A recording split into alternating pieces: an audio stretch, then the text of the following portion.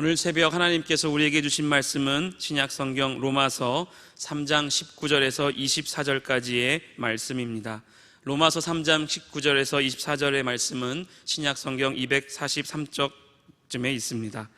저와 여러분이 한 절씩 교독하신 후에 마지막 절은 합독하시도록 하겠습니다. 우리가 알거니와 무릇 율법이 말하는 바는 율법 아래에 있는 자들에게 말하는 것이니 이는 모든 입을 막고 온 세상으로 하나님의 심판 아래에 있게 하려 함이라. 그러므로 율법의 행위로 그의 앞에 의롭다 하심을 얻을 육체가 없나니 율법으로는 죄를 깨달음이니라. 이제는 율법 외에 하나님의 한 의가 나타났으니 율법과 선지자들에게 증거를 받은 것이라. 곧 예수 그리스도를 믿음으로 말미암아 모든 믿는 자에게 비치는 하나님의 의인이 차별이 없느니라. 모든 사람이 죄를 범하였음에 하나님의 영광에 이르지 못하더니 그리스도 예수 안에 있는 속량으로 말미암아 하나님의 은혜로 값없이 의롭다 하심을 얻은 자 되었느니라. 아멘. 여호와께서 아시는 한날이 있으니 낮도 아니요 밤도 아니라 어두워져 갈 때 빛이니라. 스가랴서 여러분 14장 7절 말씀해 보시면 하나님이 아시는 정하신 그 한날이 있는데 낮같지만 낮이 아니에요. 어두워져 있으니까. 밤같지만 밤이 아니에요. 낮인데 빛이 없는 상황이니까. 어두워져 갈 때에 그 가운데 하나님이 빛이 있으리로다 라고 말씀하시는, 어두워져 가는 세상 속에서 하나님이 세워가는 빛의 사람들, 어두워져 가는 세상 속에서 하나님이 이루어져 가는 빛의 역사들에 대한 하나님의 놀라운 예언이 스가랴 14장 여러분 7절에 기록되어 있습니다. 하나님의 정하신 날, 빛도 아니요 낮도 아닌, 그러나 어두워져 갈 때 빛이 되는, 빛이 있으라고 하신 하나님의 그 놀라운 예정과 작정이 있을진데, 오늘도 밤이 어둠으로, 밤이 낮으로, 그리고 어둠이 빛으로 바뀌어지는 기적의 시간, 각 가정에서 처소처소에서 하나님, 이 새벽 도우시는 하나님의 은혜를 바라보고 새벽 그 비밀의 시간을 하나님 앞에 붙잡고 예배를 드리는, 각 가정에서 예배하는 모든 성도 여러분들 위해 하나님, 어두워져 갈 때 빛이 있으리로다, 하나님께서 주신 이 말씀처럼 위로부터 주시는 하나님의 은혜의 빛, 위로부터 주시는 하나님의 그 놀라운 영광과 축복의 빛이 여러분의 가정 위에, 그리고 함께 여러분을 대신해서 오늘 또 이 성전에서 찬양과 기도, 예배를 이어가는 우리 모든 동역자들 위해 하나님의 은혜로 임하시기를 주님의 이름으로 축원합니다. 아멘. 참 기도는 놀랍습니다. 어떤 사람들은 이것을 우연이라고 얘기하지만 참 놀라운 것은 기도가 끊기면 그 우연도 사라진다는 데서 변명할 여지가 없는 거죠. 태풍 마이삭이 어제 한반도를 빠져나가서 소멸이 됐습니다. 역대 7번째로 큰 태풍이라고 하니까 만만치 않는, 중심 기압이 962헥토파스칼 정도 되는, 그리고 초속 40m가 넘는 강풍. 여러분, 이런 어려운 가운데 큰 피해를 예상을 했습니다. 그런데 우리가 각 가정에서, 그리고 성전에서 때로는 하나님 앞에 금식하며 손을 들고 우리가 기도를 했습니다. 하나님이 지난번 바비에도 은혜를 베풀어 주신 것처럼 이번에도 제주도와 남부지방에 작고 큰 또 여러 가지 일들이 있었습니다만은 정부의 발표대로 예상보다 놀랍게 가볍게 지나갔습니다. 여러분, 무엇이라고 생각하십니까? 우연이라고 생각하십니까? 아니면 그럴 수 있다고 하는 상식으로 판단하십니까? 결코 그럴 수 없습니다. 여러분의 기도가 얼마나 하나님께서 놀라운 기도로 받으시고 여러분의 기도가 이 민족을, 이 시대를 세우는가는 것을 하나님은 극명하게 우리에게 보여준 또 하나의 사건이었습니다. 기도가 만사인 줄로 믿습니다. 기도가 만사입니다. 여러분, 이런 하나님의 손을 보는 그 놀라운 은혜, 이런 하나님의 영광을 보는 그 놀라운 재미, 이런 재미가 우리 가운데 있을 때 자꾸 기도하고 싶어지는 거예요. 왜냐하면 약속된 응답이 있으니까, 내가 그 응답의 맛을 봤으니까. 이런 하나님의 응답을 경험할 때 우리는 기도의 자리로 나갈 용기를 넘어서 기도의 재미를 갖게 된다는 얘기입니다. 오늘 사랑하는 여러분, 다시 한번 담임 목사가 함께 기도에 동참해 준 여러분 모두에게, 그리고 사랑하는 우리 동역자분들에게 큰 감사를 드리고 모든 영광을 우리 하나님께 올려드립니다. 할렐루야. 또 하나의 태풍, 10호 태풍이 여러분 그 아이선인가요? 아이선인가요? 하이선인가요? 하이산인가 하이선인가, 뭐 10호 태풍이 올라온다고 하죠. 하이선이라고 그러네요. 10호 태풍이 올라온다고 하는데 기도의 끈을 놓칠 수가 없습니다. 이번에 이 태풍은 좀 더 강한 우리 기도를 요구하는 것 같습니다.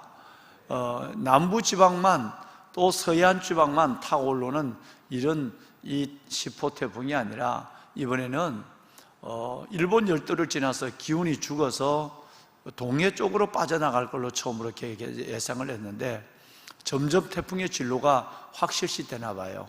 이번에는 한반도 전체를 타고 올라오는, 관통하는 매우 초대형급 태풍이라고 하니 태풍을 무서워할 게 아니라 우리의 기도의 양을 키우면 됩니다. 우리의 기도의 분량을 키우면 돼요. 그래서 다음 주 월요일이라고 하니 꼭 이 태풍은 수요일 아니면 주일 월요일로 오는 것 같습니다. 그것은 하나님이 우리가 모여 기도할 때 우리의 기도를 보고 하나님이 바람의 무게와 물의 분량을 결정하시겠다는 것 같습니다.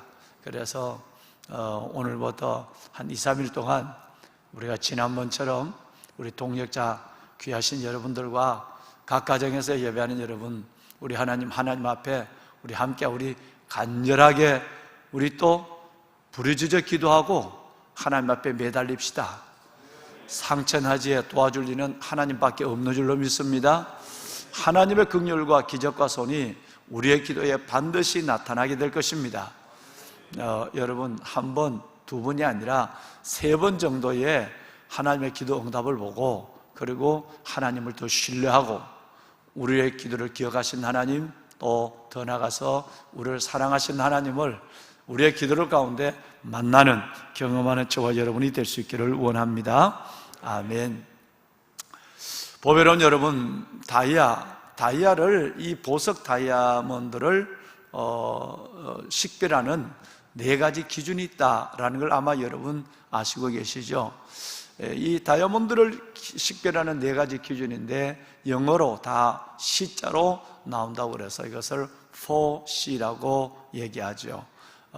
제일 먼저는 뭐냐 하면 캐럿, 두 번째는 클래리티, 그 다음에 세 번째는 칼라, 마지막엔 컵이라고 하는 이 4가지가 다이아몬드를 결정하는 기준입니다. 평가하는 기준이 되는데, 첫 번째는 뭐 두말할 얘기도 없이 무게죠. 얼마나 크냐 이겁니다. 몇 캐럿짜리냐, 뭐 이 캐럿, 이것이 바로 다이아몬드의 가치를 결정하는 첫 번째 기준이죠. 무게예요. 그 다음에 두 번째는 퀄리티. 여러분, 이거 얼마나 투명도가 있느냐. 여러분, 어떻게 그 하나님이 오래전에 그렇게 영롱하고 투명한 빛을 만들어낼 수 있느냐. 투명도입니다. 거기에 불순물이 들었으면 아무리 커도 여러분 이건 별 가치가 없어요. 깨끗하고 투명해야 돼요. 심지어 공업용 다이아몬드도 내가 여러분 그 땅굴을 찾는데 제가 대위 때 근무한 우리 도화단이라고 하는 다리를 놓고 공병대인데 다리도 놓고 땅굴도 찾는 부대예요. 그런데 거기 가서 공업용 그 시추에서 내려가는 돌을 뚫는 공업용 다이아몬드를 보니까 여러분 뭐 그 다이아몬드도 진짜 투명하더라고요. 하여튼 다이아몬드는 퀄리티, 투명도가 중요하죠. 세 번째가 뭐냐면 컬러예요. 어떤 색상을 가지고 있느냐, 블루 다이아몬드, 레드 다이아몬드, 뭐 여러분 이 다이아몬드 색깔이 여러 가지예요. 그런데 그 중에 뭐 우리가 여러분 잘 아는 블루 다이아몬드가 가장 제일로 치기도 합니다만, 또 그게 아니라도 다른 색깔이라도 가치가 있는 것들이 있는가 봐요. 또 붉은 다이아몬드, 포도주색의 다이아몬드도 대단한 가치가 있다고 그래요. 그래서 세 번째는 칼라예요. 마지막 네 번째는 컷이에요. 이 다이아몬드를 어떻게 잘라서 연마하느냐. 이 귀한 물건을 잘못 잘라버리면 완전히 여러분 그 귀한 상품의 가치가 달라지는 거예요. 정확하게 다이아몬드 결을 따라 여러분 그것을 잘라내야 되는, 그리고 그것을 연마하는 거예요. 이 네 가지가 다이아몬드의 평가의 기준이라는 상식을 우리가 알고 있죠. 여러분, 다이아몬드에 바로 그런 퀘럿, 퀄리티, 그리고 여러분 칼라, 그리고 컷이라고는 네 가지가 요구된다면 우리의 믿음에도 저는 이런 것이 있다고 합니다. 다이아몬드가 이것이 잘 안 되는 거, 그래서 요즘은 수부 다이아몬드라고 그래서 가짜 다이아몬드를 많이 만들죠. 그래서 어떤 사람이 결혼식 때 진짜 다이아몬드인 줄 알고 알았는데 이 청년이 어떻게 진짜 다이아몬드를 신부에게 해줄 수가 있어요. 그래서 그가 그냥 사랑한다는 마음을 더 크게 가져서 수부 다이아몬드를 했는데 나중에 그 결혼하고 다 여러분 60, 70년을 살다가 이 세상을 떠나고 아내가 자식들에게 내가 너네 아빠에게 그 아빠가 청년 때 어려울 때 돈을 모아서 내게 해준 이 다이아몬드다, 이거 이제 너희들 필요한 대로 쓰라고 줬더니 갖고 갔더니 가짜였답니다. 여러분, 근데 그 수부 다이아였대요. 그런데 자녀들이 너무너무 좋아했다는 거 아니에요. 왜?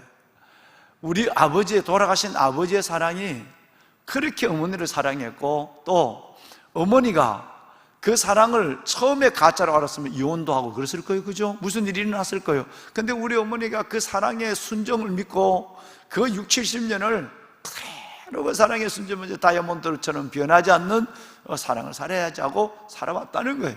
그러니까 그것이 귀하다는 거예요.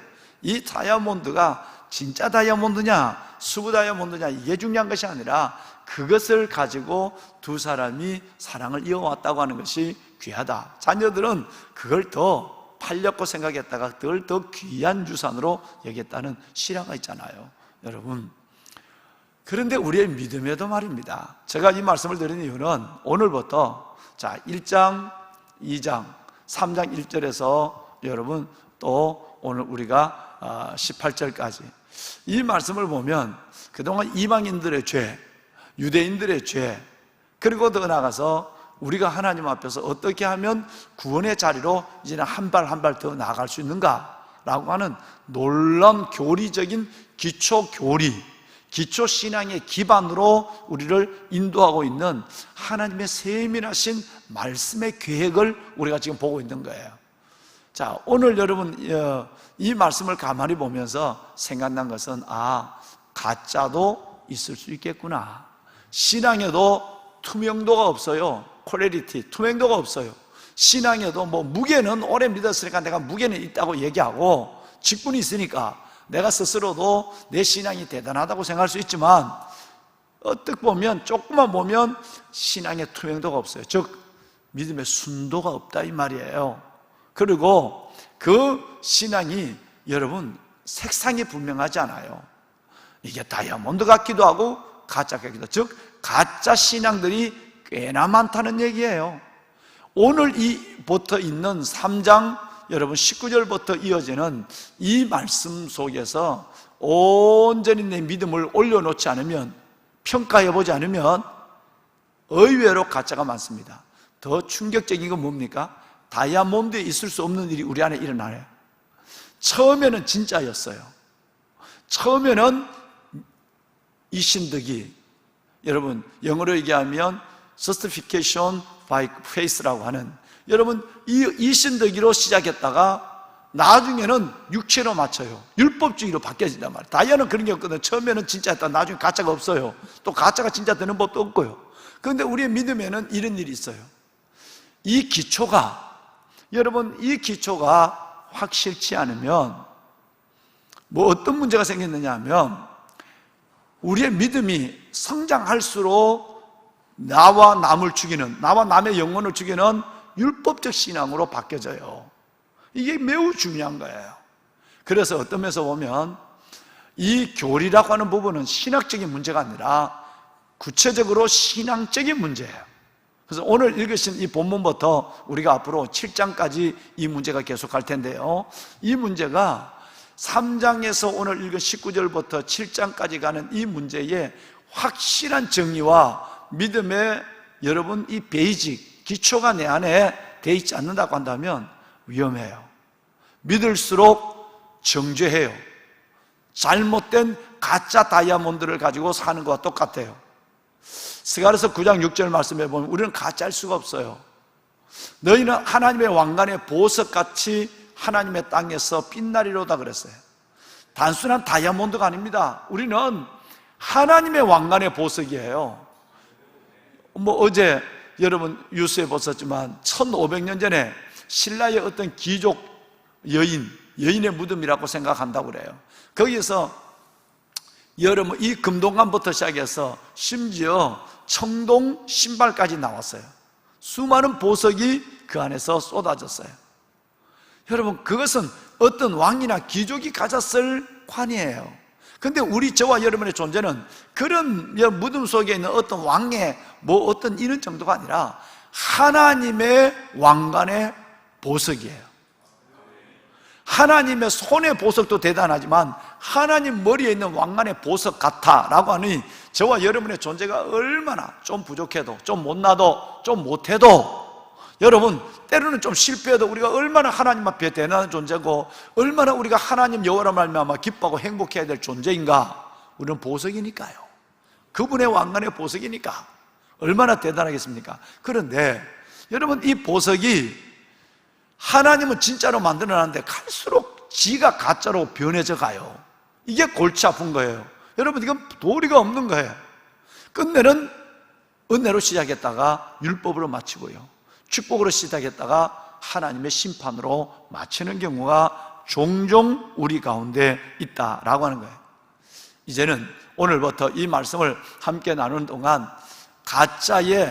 가짜도 없애버리고 온전히 처음부터 우리를 왕관의 보석으로 삼으신 하나님의 그 뜻대로 오직 우리는 진리의 말씀에 저와 여러분의 구원 그리고 삶을 올려놓고 새롭게 믿음을 출발하는 새로운 기초를 확인하는 그런 시간이 될 수 있기를 이 말씀으로 담임 목사가 먼저 여러분을 향하여 축복합니다. 아멘, 아멘. 자, 시작하겠습니다. 여러분 구원을 얻기 위해서 우리가 기본적으로 취해야 될 자세가 하나 있습니다. 구원, 다른 말로는 좀 더 한 발 나가서 은혜, 구원, 그리고 나가서 은혜를 받기 위해서 우리가 기본적으로 취해야 될 딱 한 가지 자세는 여러분 믿음이에요. 믿음인 것입니다. 예, 믿음이 필요하다는 얘기예요. 다시 말씀을 드리면 즉 구원과 은혜가 적용되기 위해서 우리에게 요구되는 것은 오직 구원과 은혜를 위해서 우리에게 요구되는 것은 우리의 어떤 노력이나 어떤 행함이 아니라 오직 믿음만 요구된다는 이 사실을 다시 한번 저와 여러분들이 확인했으면 좋겠어요. 여러분 믿으십니까? 여러분 이것이 신앙의 기초입니다. 이신덕이 오직 믿음으로 의로워진다. 그러면 행함이 뭐냐? 그 부분은 저와 여러분이 여러 번 말씀을 나눴지만 이제 지금부터 또다시 이 말씀을 복습을 하게 될 거예요. 제자 훈련할 때를 보면 여러분 첫 4주 동안에 이 부분을 굉장히 깊이 나누게 되죠. 왜? 이것이 완전하지 않으면 제자 훈련 받으면 율법주의가 돼서 아는 만큼 남을 정죄하게 되고 판단하게 돼요. 나도 그렇게 살지 못하면서 내가 좀 더 나아지면 나아진 대로 남을 정죄하게 돼요. 무서운 죄를 짓게 되고 율법주의가 되고 바리새인이 되고 서기관이 되고 제사장이 되고 사두개인이 돼서 하나님의 심판 가운데 놓여 있는 거예요. 많습니다. 참 많습니다, 여러분. 그래서 이신덕이 Justification by Faith라고 하는 이신덕이라고 하는 이 믿음이 오직 우리가 구원받는 데 필요되는 것은 믿음, 이신, 믿음밖에 없다.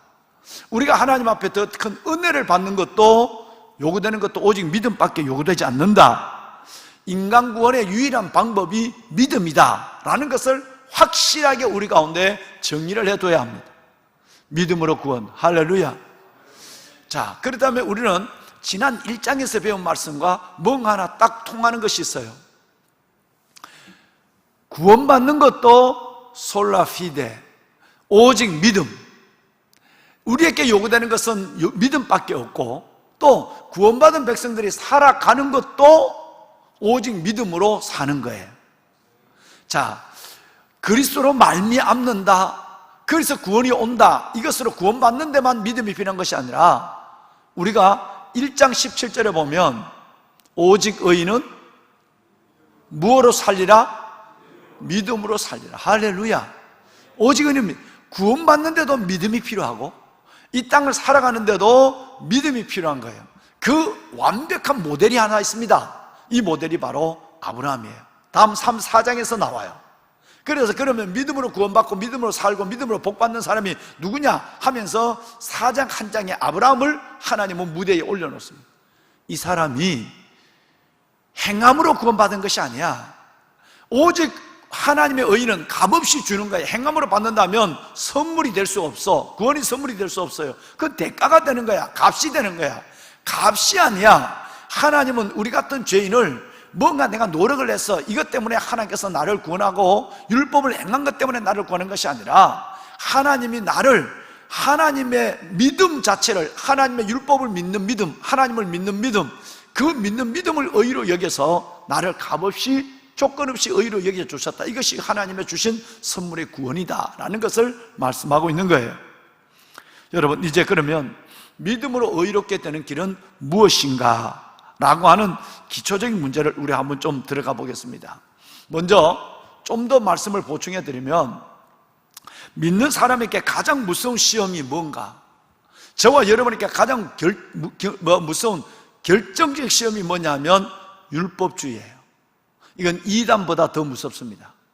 이단은 아예 드러나기는 하지만 교회 안에 있는 율법주의는 잘 믿는 것 같고, 여러분, 이 사람은 전혀 하나님 앞에 의심 없이 구원받고 의심 없이 사랑받는 사람으로 보여지기 때문에, 철저하게 포장됐기 때문에, 그래서 이단보다 무섭고 가장 무서운 결정적 시험이 율법주의다라고 제가 말씀을 드린 거예요. 믿음으로 구원을 얻는다, 이신덕이 믿음으로 구원을 얻는다 해놓고, 그래놓고 나중에는 자기도 모르게 믿음으로 구원을 얻는다고 출발을 했지만, 자기도 모르게 나중에는 자기의 의를 생각하고, 더 나아가서는 자기의 행위로 전략해버리는 사람들이 많다는 거예요. 여러분, 우선 말씀을 한 절 보고 넘어가야 되겠어요. 갈라디아서와 로마서를 같이 읽으라고 말씀을 드렸는데, 갈라디아서 3장 3절 말씀에 보면, 너희가 왜 이렇게 어리석으냐, 너희가 성령으로 시작했다가 은혜로 시작했다가 너희의 육체로 율법으로 마치겠느냐라는 말이 나와요. 이게 우리 얘기예요. 아까 진짜 다이아몬드가 가짜로 바뀌어질 수가 없어요. 그렇죠? 가짜도 진짜로 바뀌어질 리가 없는 거예요. 그런데 믿음에는 진짜 믿음이 가짜로 바뀌어진다는 거예요. 시간이 가면. 이게 무서운 거 아니겠습니까? 믿음으로 구원을 받았던 사람이 하나님 앞에 살아가면서 은근히 어떻게 바뀌어지느냐 하면, 자기의 의의를 내세우고 자기의 의의에 도취되고 자기의 의의를 의지하는 사람으로 바뀌어요. 이게 무서운 겁니다.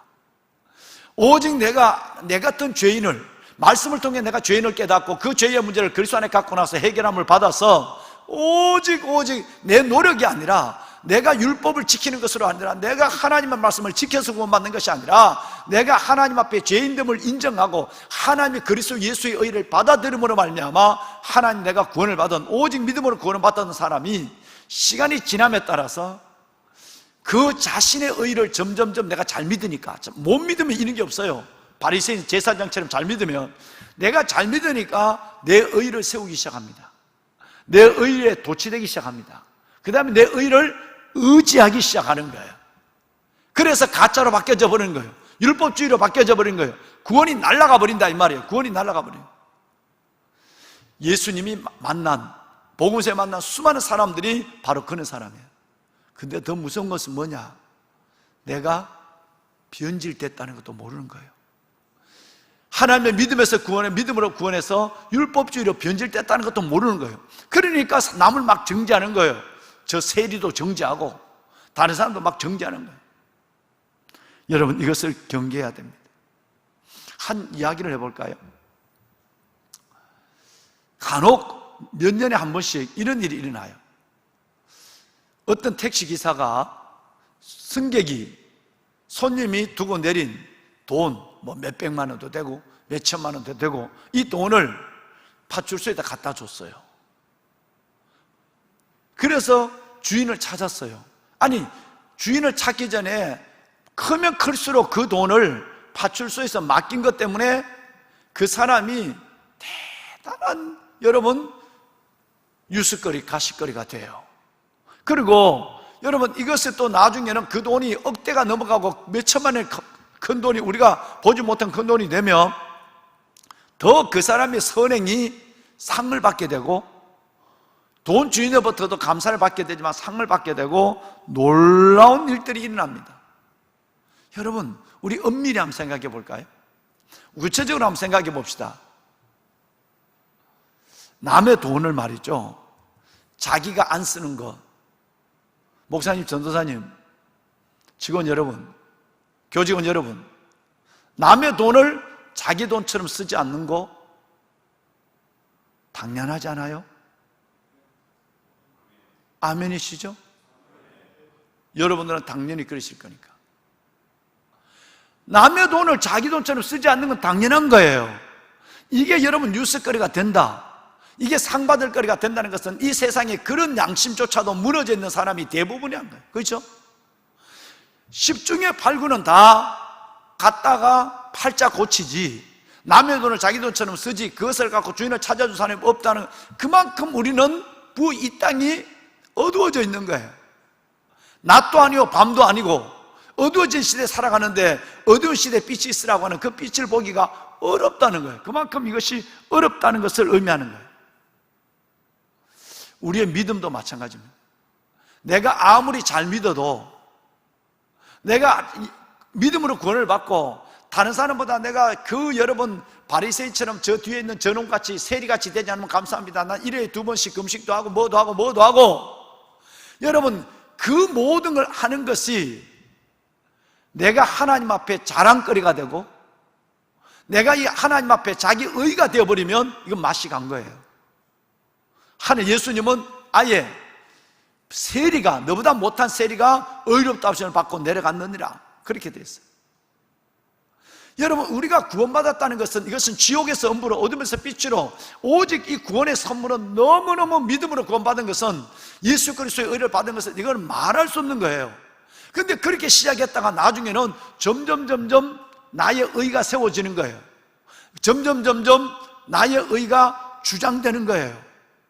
이게 심각한 거예요. 마치 이것은 남의 돈을 지 돈처럼 쓰는 거, 여러분, 이것이 쓰지 않는 것이 상받을 일처럼 하나님 앞에 자신의 의를 내세우는 거예요. 기준이 딱 있습니다. 신앙에 있어서 저와 여러분의 신앙의 기준을 딱 하나 보면 아주 정확한 캐논, 잣대가 있어요. 그게 뭐냐 하면, 마땅한 일을 하면서 칭찬받고 싶은 마음이 있는가. 여러분, 이게 여러분의 기준입니다. 다시 한번 얘기합니다. 목회자로서 마땅한 일을 해요. 장로님으로서 마땅한 일을 해요. 그런데 그 일로 말미암아 칭찬받고 싶은 마음이 생겼다라면 벌써 맛이 간 거예요. 이것은 내 의가 세워지길 원하고 내 의를 의지하고 있고, 그리고 너 가서 내 의에 점점 도취해 가고 있다는 거예요. 마땅히 해야 될 일을 하면서 칭찬을 기다리면 벌써 이것이 은혜로 시작했다가 성령으로 시작했다가 육체로 마치는, 은혜로 시작했다가 율법주의로 끝나고 하는 징조입니다. 그러면 우리 교회 안에서 얼마나 많은 사람들이 은혜 밖에 있는가를 알 수 있죠. 그죠? 남의 돈을 내 돈으로 쓰는 것은 그거는 아예 안 되는 거예요. 그런데도 당연히 우리가 은혜 받은 사람으로서 그 일을 해야 돼요. 그렇죠? 여러분, 은혜 받은 사람, 오늘 또 우리 교직원 여러분 숨나에 가서 그동안 여러분 태풍이 지나고 여름이 지나고 일들에 우리가 하루 봉사하고 올 텐데, 여러분, 이것은 담임 목사가 시켜서 누가 시켜서 할까요? 아니요. 이것은 하나님의 은혜 받은 사람 일하기 싫으면 먹지도 마라. 그리고 여러분 육체에 땀을 흘리는 이것은 어떤 면에서 보면 공동체를 위해서 성도들이 언젠가는 교회 문이 열리고 언젠가는 성도들이 가을에 그때가 오기를 우리는 소망하면서 먼저 성도들이 그 아름다운 단풍을 아름다운 그 공기 속으로 성도들이 한번 오는 이걸 위해서 우리가 잘 섬기는 이 일들은 어떤 면에서 당연한데 이것 때문에 칭찬을 받기를 원한 이건 벌써 맛이 가고 있는 거예요. 남의 돈을 제 돈처럼 쓰지 않는 것이 당연한데 이것이 상 받을 일이 아니라는 거예요.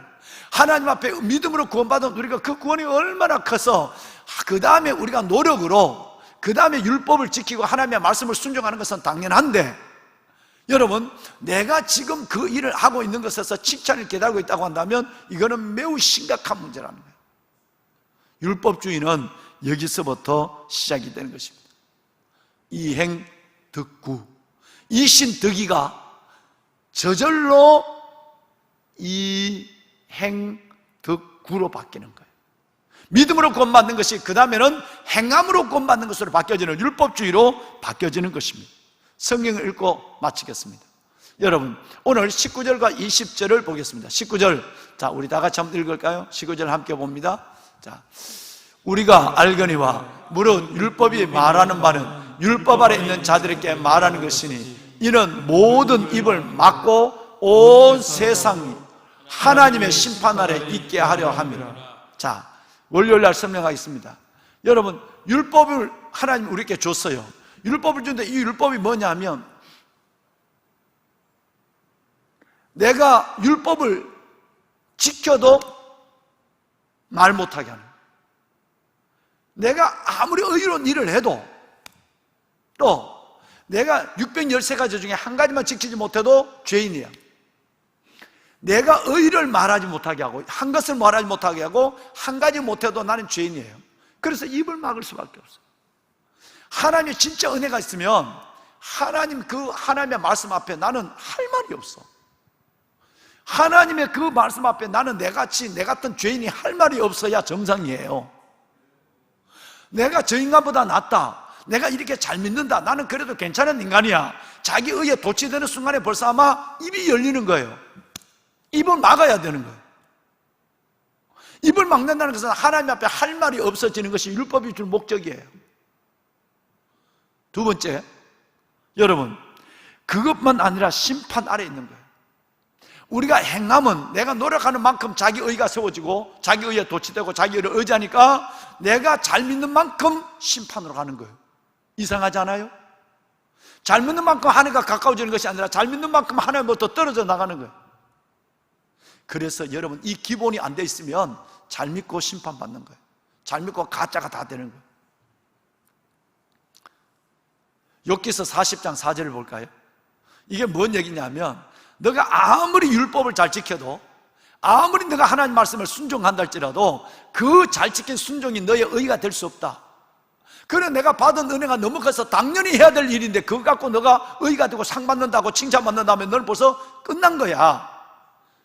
욥이 막 고난을 당할 때 왜 이 고난을 줄까 아무리 생각해도 내가 이만한 고난을 당할 이유는 없는데, 그런데 여러분 빌단 소발 엘리바스가 와서 막 여러분 위로한다는 치고 사람을 막 끌고 놓고 뒤집어 놓습니다. 여러분 욥은 거기에 또 변명을 해요. 너희들이 나는 몰라, 너희들이 말한 만큼 내가 그런 죄가 있는 사람이 아니야, 뭐 이렇게 하고, 아니야 너가 그런 고난을 당하면서 아직도 입이 살아있다고 말을 하고 있어, 뭐 이렇게 정정. 욥기서 2장부터 37장까지 이어져 이게. 근데 38장에 딱 오면 드디어 하나님이 가만히 하나님이 보고 계시다가 하나님이 개입하기 시작합니다. 그래서 하나님의 개입은 어떻게 시작하느냐 하면 욥 세 인간들에게 엘리후, 나중에까지 4명이죠 뭐 그 후배니까 나도 세 인간들에게 하고 이거 다 빼내놓고 욥 한 사람만 딱 세워놓고 하나님 뭐라고 그래요? 욥 봐라, 하나님은 자연 계시를 통해서 하나님을 설명해. 너 어제 얘기한 공기의 무게를 네가 아니? 물의 양, 비의 양을 네가 결정하니? 악어의 꼬리에 힘을 네가 주니? 말의 갈기를 네가 만들었니? 묘성, 삼성이 세 개 딱 붙어있는 지금도 떠 있어요. 삼성에 세계 붙어 있는 삼성의 끈을 네가 붙잡고 그 인력을 네가 붙잡고 있니? 욥에 대해서 뭐 옳다 그르다 얘기하는 것이 아니라 하나님이 자연 계시를 통해서 뭐 38, 39, 40장 넘어. 근데 40장에 딱 와보면 욥이 하나님의 예를 듣고 나면 그 어마어마한 하나님 앞에 내가 지금 이렇고 저렇고 말한 것이 내가 너무너무 부끄러워. 그래서 뭐 했다고? 뭐 했다고요? 손으로 입을 가릴 뿐이었어요. 오늘 이 얘기예요. 내가 아무리 잘 믿어도, 내가 아무리 하나님의 말씀에 순종해도 하나님의 말씀에, 진짜 말씀 앞에 보면, 말씀의 거울 앞에 나는 아까 19절에 모든 입을 막을 수밖에 없어요. 그리고 아무리 잘 믿어도 우리는 심판 가운데 놓여 있는 거예요. 여러분 이것을 아셔야 됩니다. 20절 읽을까요? 소결론입니다. 20절 시작. 그러므로 율법의 행위로 그의 앞에 의롭다 하심을 얻을 육체가 없나니 율법으로는 죄를 깨달으리라. 아멘. 이제 월요일날 본론은 어떤 일이 있어도 여러분 월요일날 새벽 예배는 못 들으시면 인터넷으로 보셔야 됩니다. 그래야 여러분과 저의 기본을 다시 한번 확인하고 새로운 믿음과 새로운 여러분 신앙이 출발할 수 있어요. 율법으로는 죄를 깨달을 밖에 없어요. 율법으로는 의롭다함을 얻을 육체가 없는 거예요. 다시 말하면 이 말을 우리말로 할 거예요. 아무리 여러분이 잘 믿고 아무리 하나님 앞에 순종으로 산다 할지라도 그것으로 구원받은 사람은 없어요. 구원은 믿음으로 받아요. 그 삶의 순종과 행위는 믿음에 대한 하나님의 은혜요 감사로 당연히 하는 거예요. 상 받을 일이 아니에요. 그건 하나님이 알아서 상을 주시는 거지, 그것을 내가 의로 내세우고 알아주기를 원하고 내가 인정받기를 원하고 여러분 내가 그렇지 않는 사람을 정죄하고 이런 것은 이제는 여러분 똑같은 것 같지만 잘 믿어서 멸망하는 사람들의 모습이라 이 말이에요. 얼마나 그런 사람이 교회 안에 많습니까? 여러분 율법으로 의롭다함을 받을 육체가 없고요, 율법은 죄를 깨닫는 거울과 같은 거예요. 기도하겠습니다. 여러분 오늘 이 시간 기도할 때 하나님, 오직 예수 그리스도를 믿음으로, 오직 예수 그리스도를 믿음으로 의롭다함을 받은 저희들 정말 감사합니다. 로마서 하나님 말씀을 통해서 우리의 믿음의 기초를 다시 한번 확인하게 하시고 온전한 복음, 온전한 예수 그리스도의 복음 그 위에 내가 서게 하여 주옵소서. 예수 그리스도를 통해서 우리에게 값어줘 주시는 하나님의 의를 받는 우리가 되게 하여 주옵소서. 하나님, 태풍 하이슨이 북상하고 있다고 합니다. 하나님, 바비도 어려운 이웃이 있지만 이만큼 막아주셨고, 마이삭도 하나님 고통을 당하는 어려움이 있지만 이웃이 있지만 이만큼 하나님 태풍의 기운을 꺾어주신 하나님, 시포 태풍도 하나님 우리가 기도할 때인데 하나님 이 민족 이 땅을 긍휼히 여겨주시고 막아주시옵소서. 우리의 어떤 믿음의 행위가 얼마나 잘 믿는 어떤 직분과 우리의 하나님의 잘 믿는 순종의 그 척도가 자랑이 되지 않게 하여 주옵소서. 의가 되지 않게 하여 주옵소서. 오직 예수 그리스도의 의만 생각하게 하여 주옵소서. 손을 들겠습니다. 주님을 세 번 부르고 기도합니다. 주여, 주여, 주여. 여호와 살아계신 아버지 하나님, 하나님의 은혜와 주의 놀라운 사랑을 감사합니다.